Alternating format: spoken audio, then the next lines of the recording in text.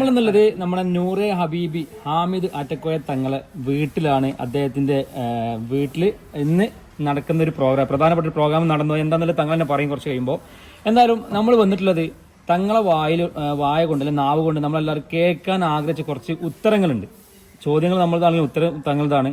അപ്പോൾ തങ്ങളിതാ നമ്മളെ മുമ്പിലുണ്ട്, നമുക്ക് വേണ്ടിയിട്ട് ഒഴിഞ്ഞു നിൽക്കാണ് കേട്ടോ. അപ്പോൾ തങ്ങളെ നമ്മൾ ആദ്യം ചോദിക്കുന്നത്, ഒരുപാട് വിവാദങ്ങൾ ഈ റമദാൻ തൊട്ടത് ഈ സമയം വരെ വിവാദങ്ങളോട് വിവാദങ്ങളാണ്, വിവാദങ്ങൾ ഘോഷയാത്രയാണ്. അതിനൊക്കെ ഇങ്ങനെ എന്താ പറയാ, ഒരു പ്രത്യേക രീതിയിൽ അതിന് ഇങ്ങനെ ഒഴിഞ്ഞു മാറി അല്ലെങ്കിൽ അതിന് ഇങ്ങനെ രക്ഷപ്പെട്ട് ഒരു വല്ലാത്തൊരു അവസ്ഥയ്ക്ക് എത്തിയിരിക്കുകയാണ്. ഒരുപാട് ആൾക്കാർ അല്ലെ, ഒരുപാട് തങ്ങന്മാർ ഒരു തങ്ങളെ വീട്ടിൽ പോയി കഴിഞ്ഞാൽ കാണാത്ത അത്രയും ആൾക്കാർ, അത്രയും പരിചാരകർ, അത്രയും ആളുകളൊക്കെ ഈ വീട്ടിൽ ഇങ്ങനെ കുന്നുകൂടി കിടക്കുകയാണ്. അപ്പോൾ ഇതിന്റെ ഒരു ഗുട്ടൻസ് എന്തുകൊണ്ടാണ് ഇവിടെ ഒരു തകർച്ചയോ ഒരു വിഷമോ ഒരു ബുദ്ധിമുട്ടോ ഇവിടെ വരാത്ത എന്തുകൊണ്ടാണ്? ഒരു നല്ല ചോദ്യമാണ് കേട്ടോ. എല്ലാവരും ചോദിക്കുന്ന ഒരു ചോദ്യം ഇപ്പം നിങ്ങൾ ചോദിച്ചത്.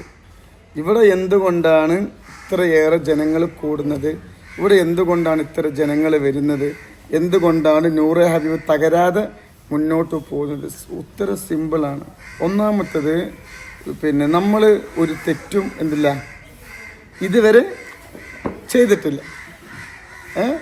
നമ്മൾ അന്നും ഇന്നും എന്നും ഒരേ ലെവലിലാണ് നമ്മൾ പോയിക്കൊണ്ടിരിക്കുന്നത്. അപ്പം അതുകൊണ്ട് വിവാദങ്ങൾ ശരിക്ക് ഉണ്ടാക്കുന്നത് യൂട്യൂബർമാരാണ്. അതിന് ഒന്നാമത് കുശുമ്പാണ്, അസൂയയാണ്, മനസ്സിലായില്ലേ? പിന്നെ ഇതിൻ്റെ ബാക്കിൽ കുറേ ആളുകൾ പല രീതിയിലും കളിക്കുന്നുണ്ട്. പക്ഷേ ഈ ഇത്രയേറെ വിവാദങ്ങൾ ആളുകൾ ഉണ്ടാക്കിയിട്ടും ആയിരക്കണക്കിന് ആൾ വരുന്നുണ്ട്, പോകുന്നുണ്ട്. അതൊക്കെ നമ്മളേത്തെ ഹക്കുണ്ടായിട്ടാണ്, വേറൊന്നുമല്ല. അപ്പം അതുകൊണ്ട് ആളുകൾ ഇനിയും പിന്നെ വിവാദങ്ങൾ എനിക്കിങ്ങനെ ഹൈറാണ്. വിവാദങ്ങൾ എന്നെ ഉയർത്തുകയാണ്, താഴ്ചയല്ല. എന്നെ അറിയാത്ത ആരല്ലത്? എവിടെ ചെന്നാലും കണ്ട അനുരാഹിത്തങ്ങളെ റാഹത്തല്ല. അതൊക്കെ കാരണം എന്താ? യൂട്യൂബർമാർ ഉണ്ടാക്കിയിട്ടാ. ഓക്കെ.